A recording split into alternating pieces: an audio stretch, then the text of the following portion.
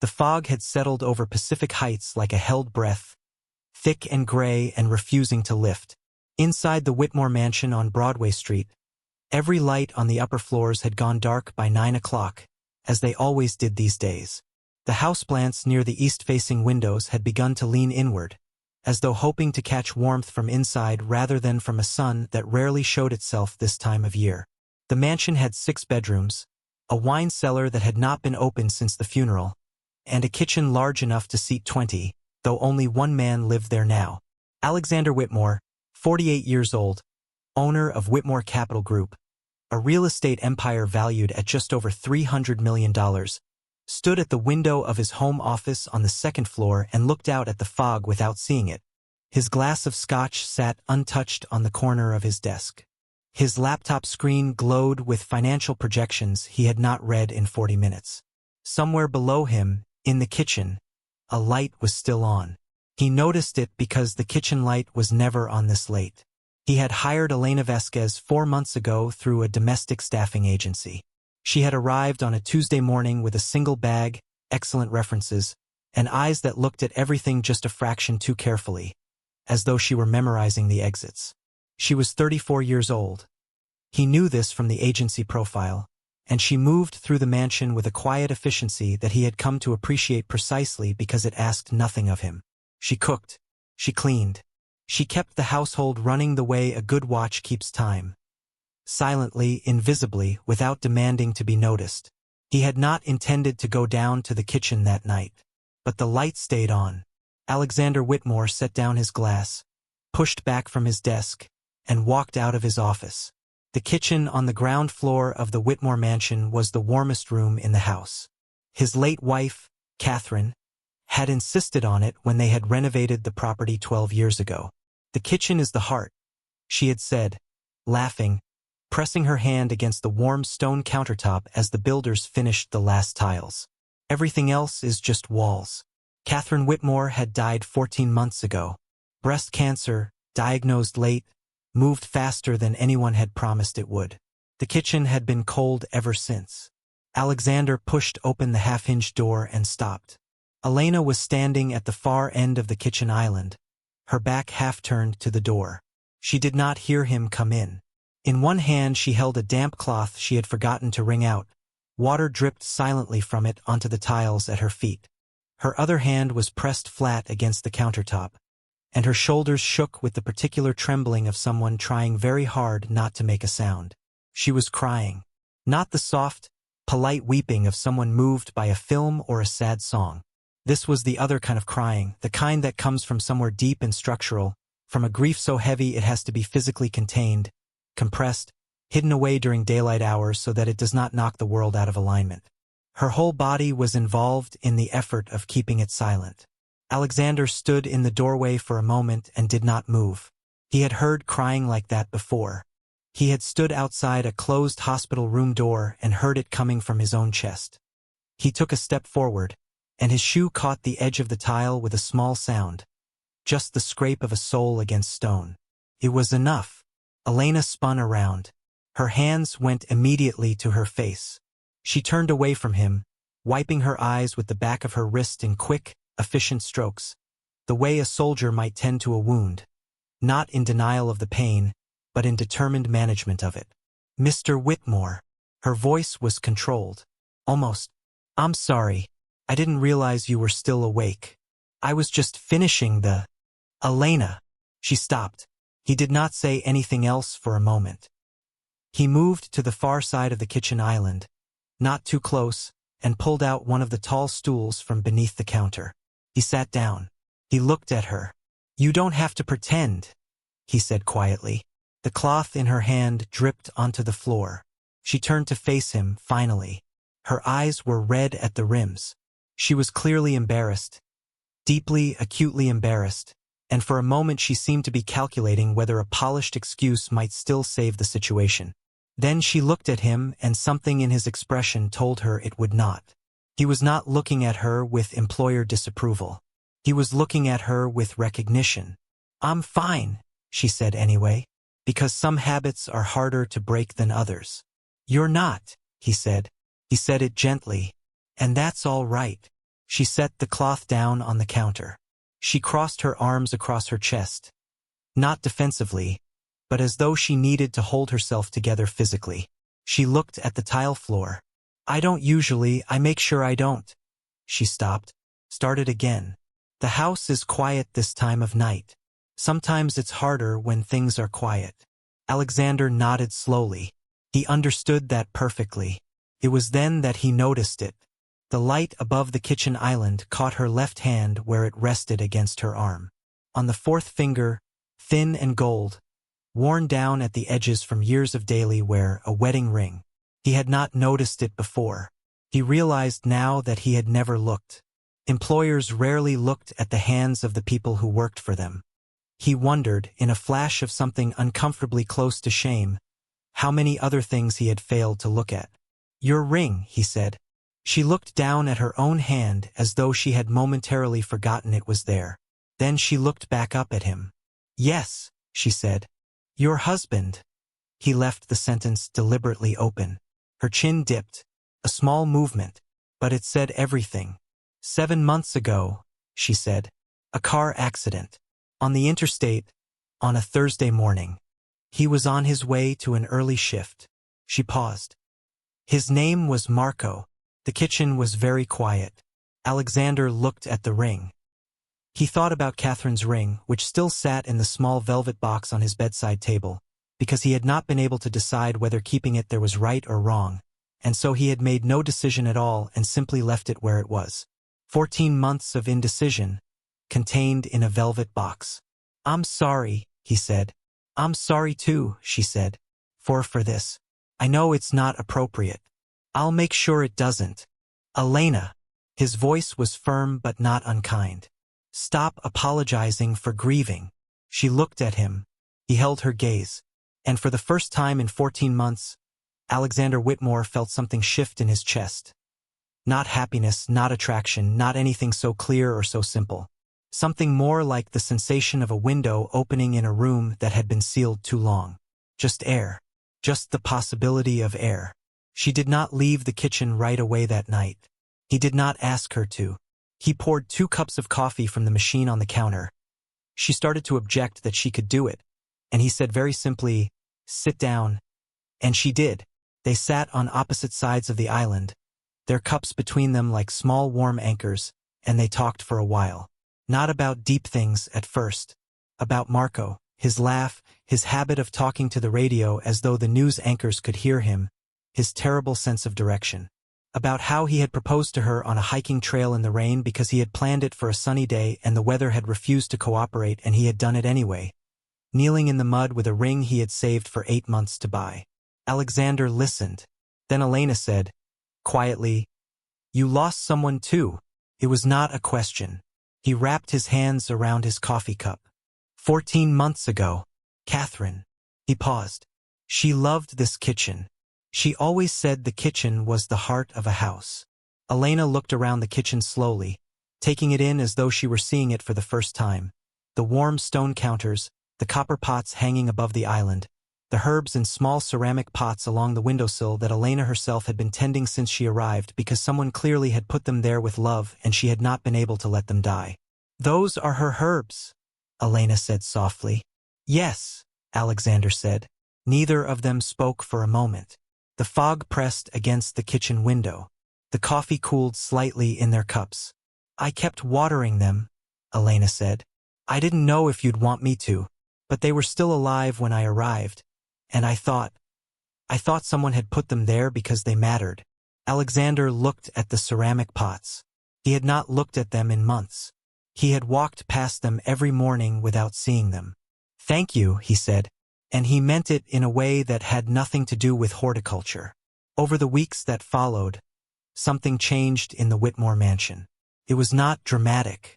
It was not the kind of change that announces itself. It was slower than that, the way a season turns, not in a single morning but in the gradual accumulation of mornings, until one day you look out the window and realize that something is different and you cannot name the exact moment it happened. Elena continued her work. She cooked and cleaned and maintained the house with the same quiet competence. But after that night in the kitchen, Something had been acknowledged between them that could not be unacknowledged. When Alexander passed through the kitchen in the morning, he no longer moved through it like a man passing through a hallway. He stopped. Sometimes he spoke. Sometimes they ate breakfast at the island, him with his coffee and financial news on his tablet, Elena with her tea and a paperback novel she kept tucked beside the toaster. And the silence between them was not the silence of employer and employee, but something more like the silence of two people who have each decided they can set down a small amount of the weight they've been carrying, just for a little while. He learned things about her in fragments. She had come to San Francisco from Austin, Texas, 8 months after Marco's death, because staying in the apartment they had shared had become physically unbearable. She had a younger sister in Phoenix she called every Sunday. She had been accepted to a nursing program 6 years ago but had deferred entry when Marco's mother became ill, and then life had moved in other directions, and the nursing program had remained a door she had never gone back through. She made tamales from scratch at Christmas and sent them by mail to her sister and her sister's 3 children. He told her things too, about the real estate empire he had built from nothing. His father had been a contractor, and Alexander had spent his teenage summers on construction sites, learning the weight of materials, the cost of labor, the way a building could be a living thing or a dead one depending on the people inside it. About his son, Daniel, who was 22 and studying architecture in Milan and called every weekend on a video call that always started with, "How are you, Dad?" and always ended too soon.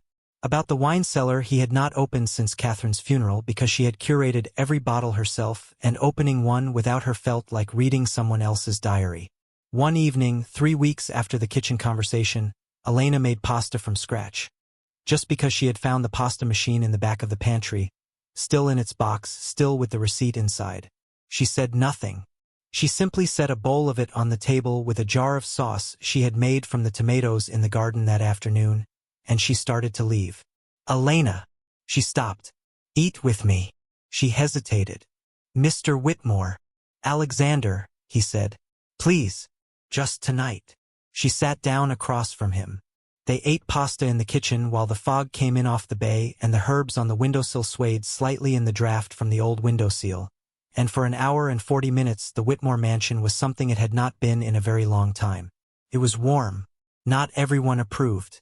Alexander's mother, Genevieve Whitmore, 73 years old, formidably elegant, and possessed of the particular social radar of a woman who has spent 5 decades protecting family money from what she called undesirable complications, noticed the change in her son within 2 weeks of her next visit.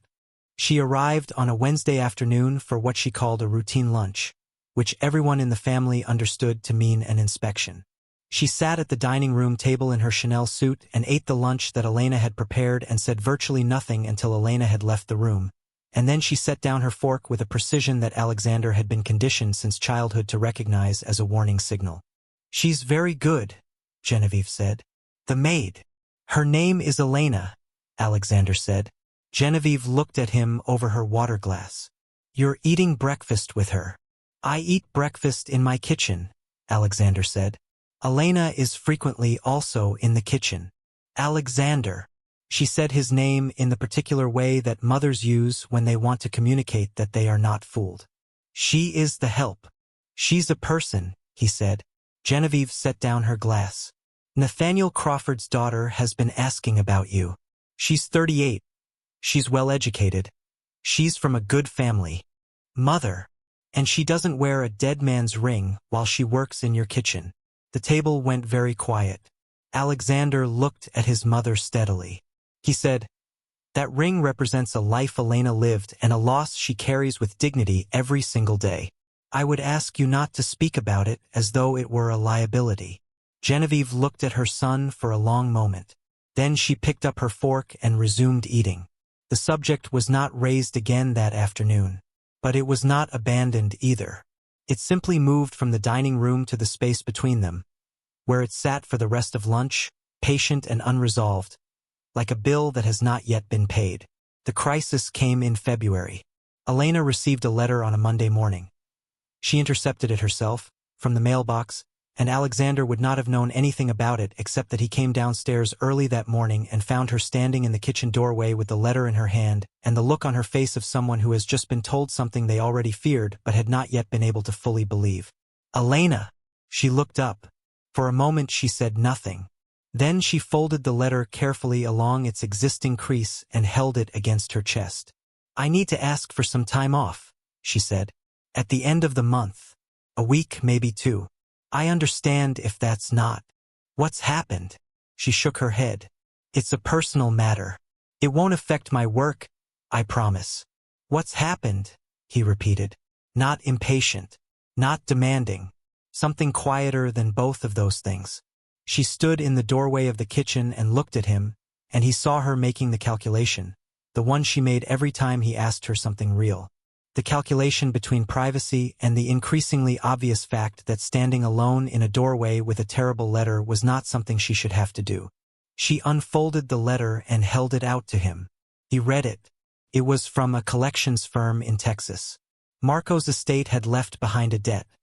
A personal loan Marco had taken out, unbeknownst to Elena, before his death. The loan had been in arrears for 7 months. With penalty interest, it now stood at $62,000. Elena, as legal next of kin, had been assessed as responsible. She had 30 days to enter a repayment plan or face the initiation of legal proceedings against her credit and assets. Alexander read the letter twice. He set it down on the kitchen counter. He was quiet for a moment. "Did you know about the loan?" he asked. "No," she said. Her voice was steady. "He must have. I don't know what it was for. I've been trying to find the records for months. The firm won't tell me what the original loan was for. They say it doesn't matter." "It matters," Alexander said. "I know," she said. "But I can't prove anything without the records, and I can't." She stopped. "I'm sorry. This is my problem. I didn't mean to." "Stop apologizing," he said. And his voice had something in it now that was not patience but conviction. "I have a lawyer. His name is Richard Holt. He handles exactly this kind of debt dispute. Will you let me call him?" She looked at him. "Elena, will you let me help?" The question hung between them in the kitchen. It was not a small question. It was, in its quiet way, one of the larger questions, the kind that is really asking, "Do you trust me? Will you let someone in?" She looked at the letter on the counter. She looked at the herbs on the windowsill, still alive, still green, because she had watered them when no one had asked her to. "Yes," she said. "Thank you." Richard Holt turned out to be thorough and precise and, crucially, correct. The loan had been issued by a third-party lender operating outside the terms that would make Elena legally liable as a surviving spouse under Texas law. Marco had signed the loan agreement as a sole applicant with a specific clause, buried in the small print, that absolved joint assets and surviving family members from liability. The collections firm had been relying on Elena's ignorance of this clause and her unwillingness to challenge them. Within 3 weeks, the claim was dismissed. Elena owed nothing. She found out on a Thursday afternoon, when Richard Holt called Alexander's office and Alexander walked down to the garden, where Elena was pruning the rose bushes along the south wall, and told her. She put down the pruning shears. She sat down on the garden bench. She pressed her hands flat against her thighs and looked at the sky above the rose bushes, and she breathed. "It's done," she said. "It's done," he said. She closed her eyes. One tear made its way down her left cheek, and she did not wipe it away this time. She let it go. She breathed again, slower, deeper, like a woman who has been holding her breath for 7 months and has only just remembered that the water is not as deep as she feared. Alexander sat down on the other end of the bench. He did not say anything. He did not need to. They sat in the garden for a while, in the thin February sunlight, while the rose bushes, bare at this time of year, just bare canes waiting for spring, stood quietly around them. Catherine had planted those roses. Elena had been pruning them all winter. "She had good taste in roses," Elena said after a while. "Your wife." "She had good taste in most things," Alexander said. "You miss her," Elena said. "Every day," he said. "But differently than I used to. In the beginning it was like being underwater. Now it's more like," he paused, "like a room you loved that you can't go back into, but you remember how it felt to be there. And that memory is still something. It's not nothing." Elena turned her head to look at him. "Marco made me laugh every day," she said. Even on the worst days. That's what I miss most. Not the big things. The laugh.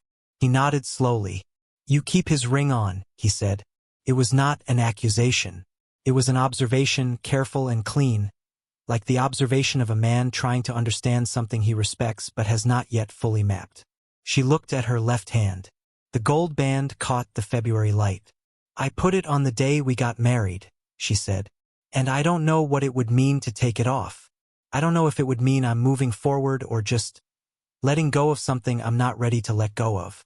Maybe it doesn't have to mean either, he said. She looked at him. Maybe a ring is just a ring, he said. And what you carry is what you carry. It doesn't need a symbol to legitimize it. She was quiet for a moment. Is that how you think about Catherine? I'm still working it out, he said honestly. 14 months and I'm still working it out. She almost smiled. Marco's been gone 7 months. I think I have some way to go. Yes, he said. But you don't have to go there alone. The sentence came out before he had fully decided to say it. He heard it in the air between them and realized it was true. He had meant it as a simple human declaration, the kind a friend makes, an employer makes to a trusted employee, a neighbor makes to a woman sitting alone on a bench. But it was also more than that. He recognized more than that, even if he was not ready to name it yet. Elena looked at him for a long moment. Thank you, Alexander, she said quietly. It was the first time she had used his name. Spring arrived, and with it, complications. Genevieve Whitmore was not the only member of the social circle who had begun to take notice of the quiet change in Alexander's household. A woman named Priscilla Hartwell, Catherine's younger sister, impeccably dressed and possessed of a grief that had curdled over time into a possessive custodianship of her late sister's legacy, arrived unannounced one Saturday morning in March. She found Elena in the kitchen. Priscilla looked around the kitchen in the way that a person looks around a space they believe they have prior claim to, and then she looked at Elena in the way that the same person looks at someone they believe has no business being there. You must be the maid, Priscilla said. Elena Vasquez, Elena said. Can I help you? I'm Mrs. Hartwell. Catherine Whitmore was my sister. She moved into the kitchen without being invited. I see you've been keeping the herbs alive. Yes, Elena said. Catherine planted those. I know, Elena said simply. Priscilla turned to look at her fully. She was a precise, quick-eyed woman, and she looked at Elena with the kind of attention that is not admiration. She looked at Elena's hands. You're wearing a wedding ring, she said. Yes, Elena said. And yet you're working as a domestic? I'm widowed, Elena said. Her voice was level. Same as your brother-in-law. Something shifted in Priscilla's expression. Not softened.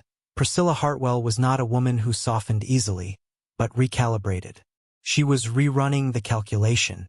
You spend a lot of time with Alexander, she said. He's my employer, Elena said. He eats breakfast with you. Sometimes we're both in the kitchen in the morning, Elena said. Priscilla looked at her for a long time. Then she said, My sister loved this house.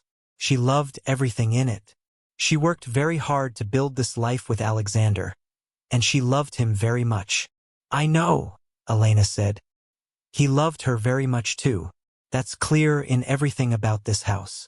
In the kitchen she built. In the herbs she planted. In the roses outside. She paused. I'm not trying to replace her. That's not something that can be done. Priscilla studied her. No, she said after a moment. I suppose it isn't.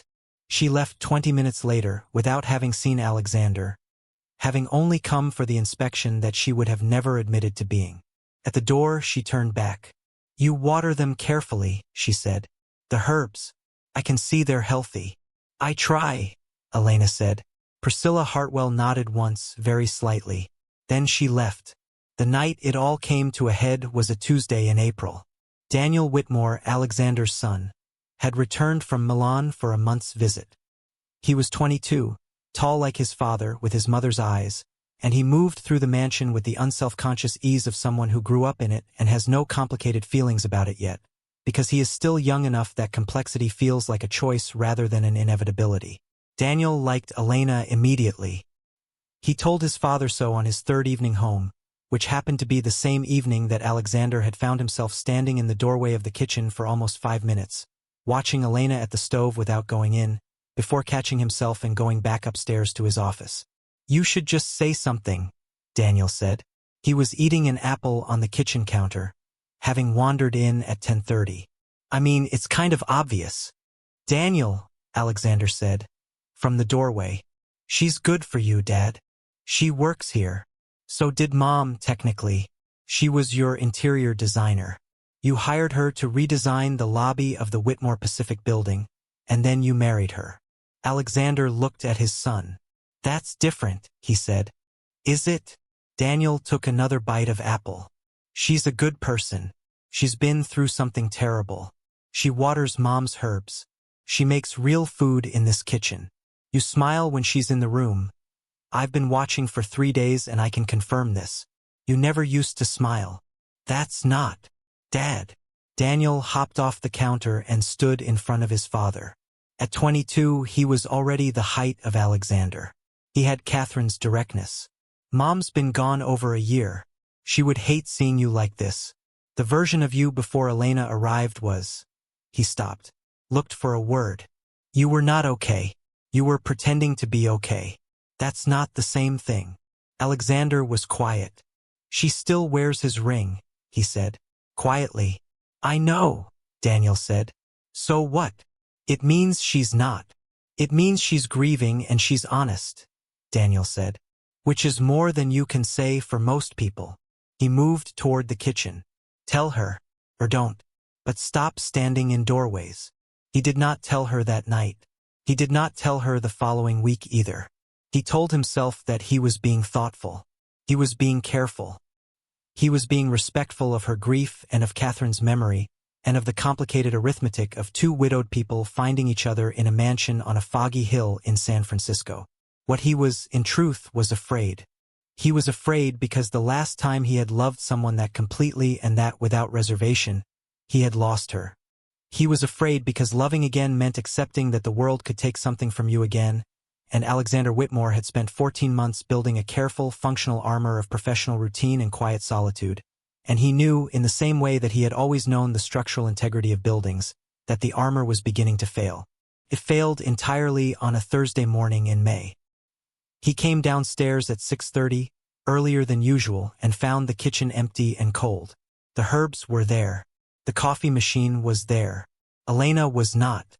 On the kitchen counter, held flat by the small ceramic pot of basil that Catherine had painted herself, was a letter.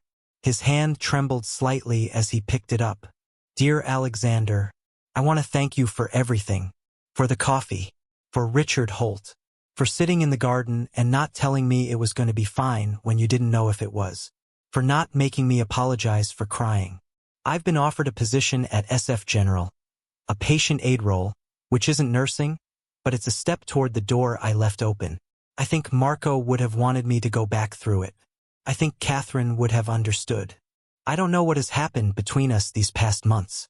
I know what it feels like. But I also know that I work for you, and I know that you are still grieving, and I know that I am still grieving, and I think the kindest thing I can do for both of us is to leave cleanly, before it becomes something more complicated. I'll always be grateful." The kitchen was the warmest room in the house. "Elena." Alexander read the letter 3 times. Then he put on his coat, picked up his car keys, and drove to SF General Hospital. He found her in the parking lot. She had arrived early for her first interview and was standing outside the main entrance, looking at the facade of the building with her hands folded in front of her, gathering herself the way she had gathered herself 100 times. Quietly, carefully, with the particular dignity of a woman who has learned to carry weight without letting it show.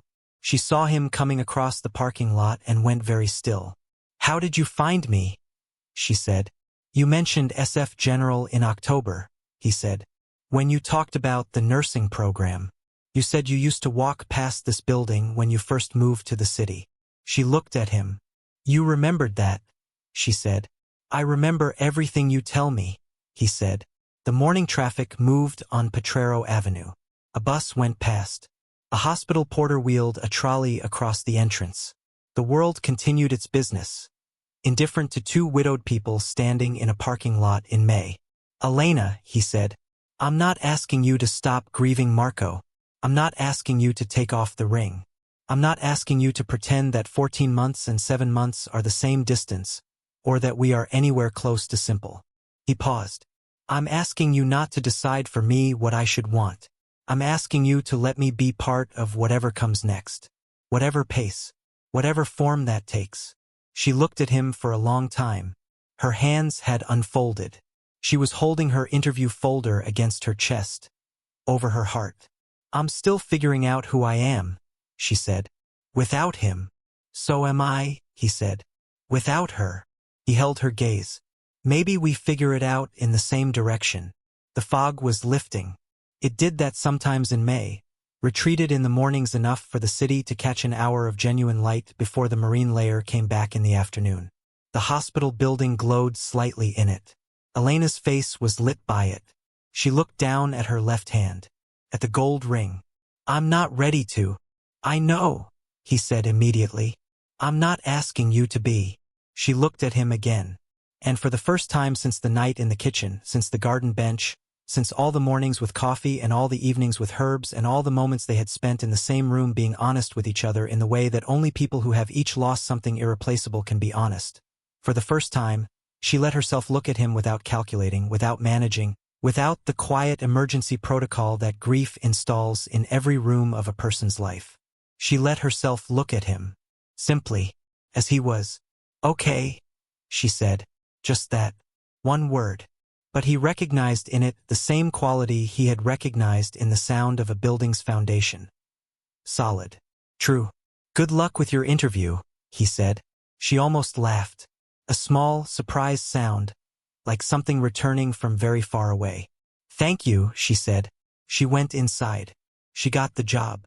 She worked at SF General 4 mornings a week and continued at the Whitmore Mansion on the afternoons and evenings of those same days. A schedule that they had negotiated together with such practical matter-of-factness that it was only afterward, when she thought about it, that she realized the negotiation had functioned as a commitment of its own. They had planned a future together without announcing that's what they were doing. The months that followed were not a romance in the breathless, cinematic sense. They were something quieter and more structural than that. Dinners in the kitchen that lasted longer than dinners have any technical reason to last. Afternoons in the garden when she told him about her patients and he told her about his buildings and neither of them filled the silences, because they had both learned at cost that silence is not an absence. It is a presence of a different kind. Saturday mornings when Daniel called from Milan and spoke to Elena as naturally as he spoke to his father, asking her opinion on a building he was designing, saying, "Tell Dad he's wrong about the glass facades." Priscilla Hartwell came back in July. She brought flowers. She sat in the kitchen with Elena for an hour and talked about Catherine, not in the possessive, custodial way of her first visit, but in the way of a woman who misses her sister and has found, carefully, someone she trusts to receive those memories. She looked at the herbs before she left. She looked at Elena's ring. She kept every one of those alive, Priscilla said of the herbs to Alexander in the hallway. I know, Alexander said. Priscilla nodded. Catherine would have liked her, she said, and walked out the door before he could respond.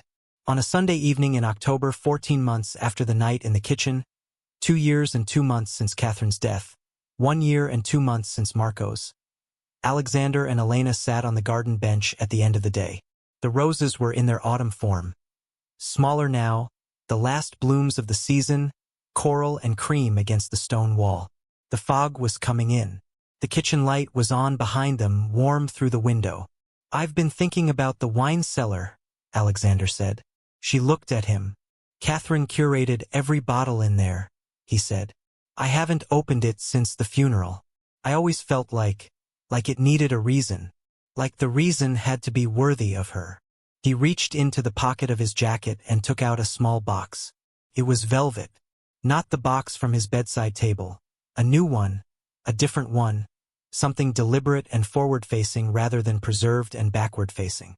He held it out to her. I'm not asking you to stop wearing Marco's ring, he said. I'm not asking you to stop grieving him. I'm asking you to wear this one too on the other hand. When you're ready, if you want to, as a beginning, not an ending. Elena looked at the box. She looked at him. The wine cellar? she said.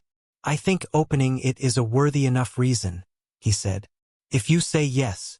She opened the box. The ring inside was simple, a gold band with a single small stone, unpretentious and precise, the ring of a man who knows that the weight of a thing is never about its size. She looked at it for a long time. Then she looked at her left hand. Marco's ring. 762 days of carrying it. Of keeping it as the last true physical evidence of a life she had loved. She reached out and picked up the new ring. She held it for a moment in her right hand. Then she slid it onto her right ring finger. When I'm ready, she said, looking at Alexander. I'll move it. I know, he said.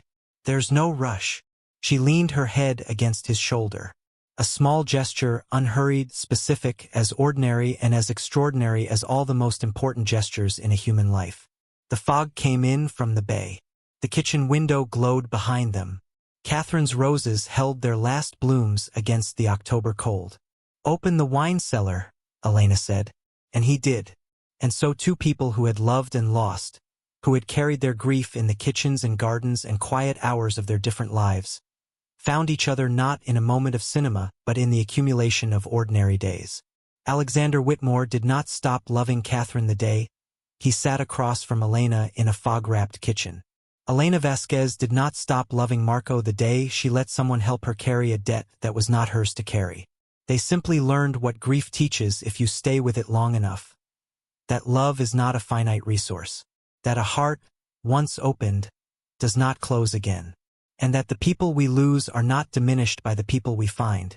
They are, in some quiet and irreducible way, present in them. The wedding ring on Elena's left hand was not replaced. It stayed where she had placed it, on the fourth finger, a gold band worn down at the edges, the record of a life that was real and a love that had mattered.